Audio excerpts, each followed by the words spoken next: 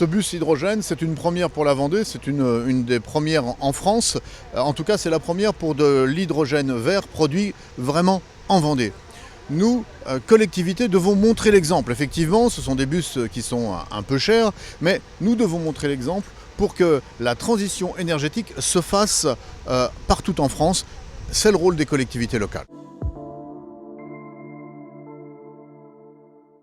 Aujourd'hui, on est en train de créer ou faire démarrer, émerger une filière en Vendée à partir de cet hydrogène vert que nous allons, qui est commencé à produire sur l'usine de Boin et dont La Roche-sur-Yon Agglomération va recevoir dans le cadre de l'inauguration de notre station multi-énergie qui distribuera donc plusieurs énergies, dont l'hydrogène vert produit à Boin et qui va venir alimenter le premier bus hydrogène qui va circuler sur notre réseau.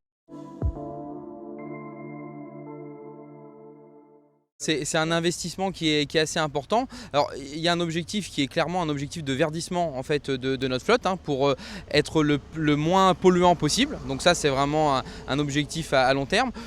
Et ce qui est important pour nous, c'est sans jamais dégrader le confort voyageur et ce qu'on est capable d'offrir aux voyageurs donc en termes d'accessibilité.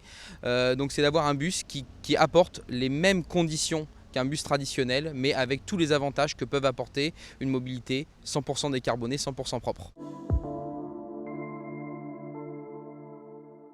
C'est le premier véhicule hydrogène de la collectivité.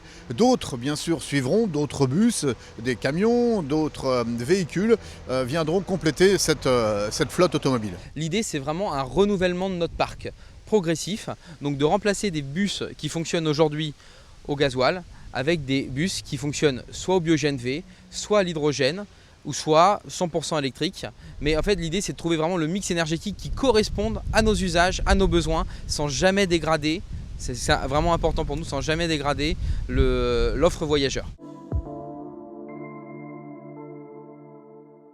Il y a des scénarios qui sont en train d'être établis, qui visent à avoir un parc avec un mix énergétique, à la fois avec des véhicules qui roulent au biogaz, au bio-GNV, à la fois à l'hydrogène, d'autres véhicules électriques classiques. L'idée, c'est de se dire qu'il n'y a pas de solution énergétique miracle, c'est la combinaison de tous les mix énergétiques qui permettront de répondre aux enjeux et aux besoins de demain.